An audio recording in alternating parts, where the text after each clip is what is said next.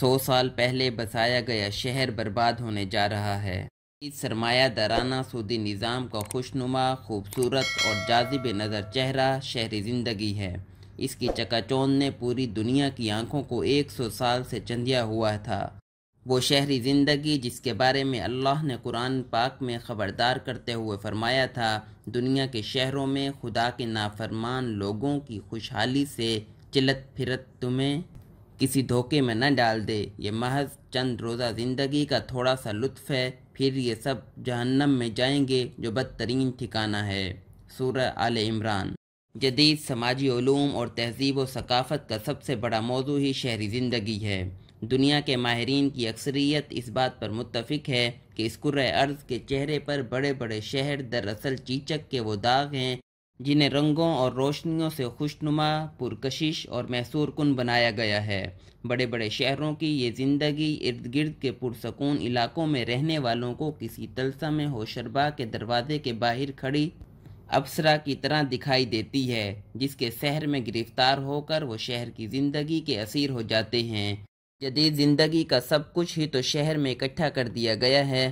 صحت، تعلیم، تفریح، تعیش، تماشا، فن، یہاں تک کہ مذہبی مراکز بھی بڑے بڑے شہروں کی زینت بنا دیے گئے ہیں۔ ہر کسی کو اس کے ذوق کا سامان یہاں میسر آتا ہے، لیکن یہ شہری زندگی انسان سے اس کا بے ساختہ پن چھین لیتی ہے، اسے ایک مصنوعی زندگی کا اسیر کر دیتی ہے۔ سرمایہ کمانا اور اس سے شہر کو مزید خوبصورت، جاذب نظر اور محصور کن بنانا ہی شہری زندگی کا اصل مقصد ہوتا ہے۔ دنیا کا ہر بڑا جائز کاروبار یہیں ہوتا اور ہر ناجائز اور جرائم پیشہ دھندے کا مرکز بھی شہر ہی ہوتا ہے۔ منشیات فروشی سے لے کر جوئے کے اڈوں تک اور جسم فروشی سے لے کر انڈرورلڈ قتل و غارت تک سب شہری زندگی کے تحفے ہیں۔ شہر اور تہذیبی مراکز کے آثار ہزاروں سال سے زمین پر موجود ہیں۔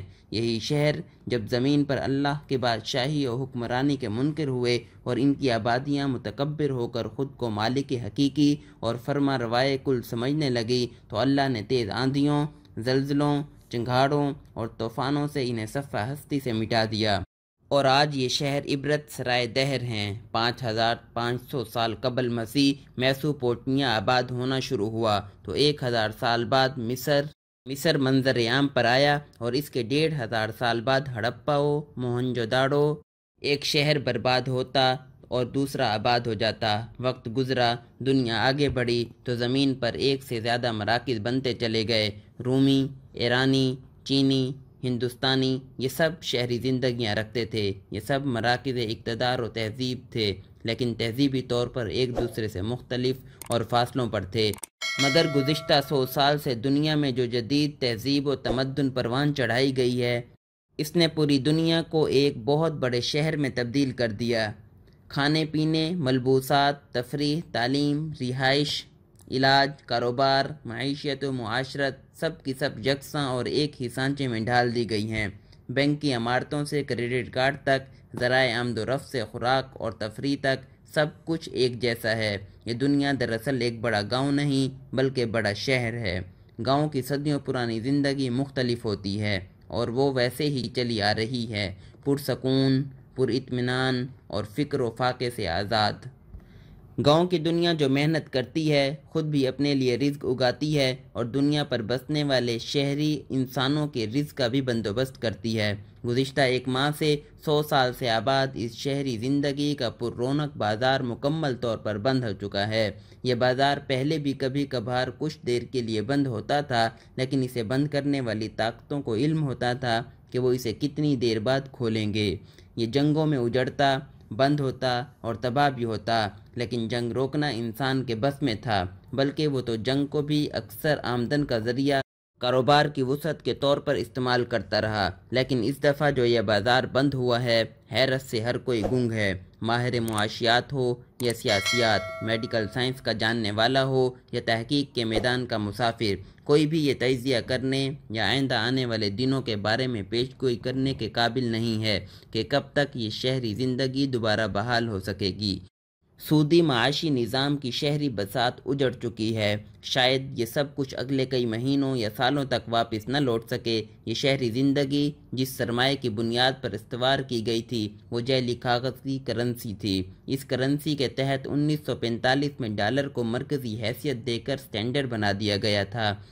قانون بنا کہ ہر کرنسی نوٹ چھاپنے کے لیے حکومتوں کے پاس اس کے مطابق سونا ہونا لازمی ہوگا، لیکن پھر اس سونے کے معیار اور اسٹینڈرڈ کو 1973 میں بدل دیا گیا اور یہ طے پایا کہ ہم بتائیں گے کہ فلاں ملک کی معاشی صلاحیت گڈ ول کتنی ہے اور یوں اس کی کرنسی کی قیمت ڈالر کے مقابلے میں طے کی جائے گی۔ لیکن ڈالر کو مستحکم کرنے کے لیے اسے جدید شہری دنیا کی سب سے بڑی حقیقت پیٹرول کے ساتھ وابستہ کر دیا گیا۔ پیٹرول سے ڈالر کی وابستگی کو قائم رکھنے کے لیے مسلم دنیا کی سلطنتوں کو اجاڑا گیا، برباد کیا گیا اور ظالموں آمروں کو ان کی رعایا پر مسلط کیا گیا۔ لیبیا سے لے کر عراق تک ہر جگہ خون بہایا گیا تاکہ پیٹرول ڈالر سے وابستہ رہے اور ڈالر عالمی مالیاتی نظام کی مرکزی اینٹ کے طور پر قائم رہے۔ آج یہ مرکزی اینٹ دھڑام سے گر رہی ہے۔ جس پیٹرول نے کرنسی کو بلندی پر لا کر کھڑا کیا تھا وہ گرا ہے تو اس کے ساتھ ہر ڈالر اور ہر کاغذی کرنسی کا زوال بھی شروع ہو گیا۔ آج اس نظام کو قائم کرنے والے یہ سب کے سب بے بس ہیں۔ امریکی تیل صفر سے کم قیمت پر آیا ہے اور باقی زوال کے راستے پر گامزن ہیں۔ یہ زوال صرف اور صرف کورونا کے ہاتھ میں ہے۔ کورونا کا نادیدہ ہاتھ جس نے اسے آسمان سے زمین پر گرا دیا ہے۔ دنیا کا کوئی ماہر معاشیات و اقتصادیات، سائنسدان اور محقق یہ نہیں بتا سکتا کہ تیل کب مہنگا ہوگا اور اس کے ساتھ وابستہ ڈالر اور مالیاتی نظام کب دوبارہ زندہ ہوگا، اس لیے کہ پوری دنیا میں 100 سال سے آباد شہری زندگی پر موت کا سناٹا طاری ہو چکا ہے۔ جب تک بازار دوبارہ رنگ و روشنی سے آباد نہیں ہوتا پورا مالیاتی نظام دھڑام سے گرتا چلا جائے گا۔ روزانہ آسمانوں پر بلند ہونے والے ہزاروں جہاز، ٹرینیں، بسیں اور کاریں خاموش ہو چکی ہیں۔ دنیا کے سمندروں کا سینہ چیر کر تفریحی بحری سفر کی 150 ارب ڈالر کی انڈسٹری بند ہے۔ Restaurant, bar, club, food court بے آباد ہیں۔ Musical concert, fashion shows, sports ناممکن ہو چکے۔ ورزشوں کے جم، مساج پارلر، جوئے کے کسینو، سینما گھر، تھیٹر، اوپیرا اجڑ چکے۔ وہ جو کبھی شہر کا وسط سٹی سینٹر کہلایا کرتا تھا اب قبرستان کا منظر پیش کر رہا ہے۔ یہ سب اس سودی مالیاتی نظام کا خوبصورت چکا چوند چہرہ تھا جس کا بیمار جسم اب قرنطینہ ہی نہیں کوما میں پڑا ہے اور اس کے بارے میں کسی کو کچھ اندازہ نہیں کہ کب اس کا قرنطینہ ختم ہوگا اور کب یہ کوما سے نکلے گا۔ جب تک یہ مریض سودی نظام کورونا کے بستر پر لیٹا ہوا ہے جعلی کاغذی کرنسی کا زوال جاری رہے گا اور یقیناً وہ دن قریب ہے جب سید الانبیاء صلی اللہ علیہ وسلم کی بات سچ ہو کر رہے گی۔ ایک وقت بنی آدم پر آئے گا جب کوئی چیز سوائے درہم و دینار کے کام نہ آئے گی۔ مسند احمد۔ 100 سال بعد سودی سرمایہ دارانہ نظام اپنی موت کی جانب بڑھ رہا ہے جس کی کوکھ سے ایک انقلاب جنم لینے والا ہے۔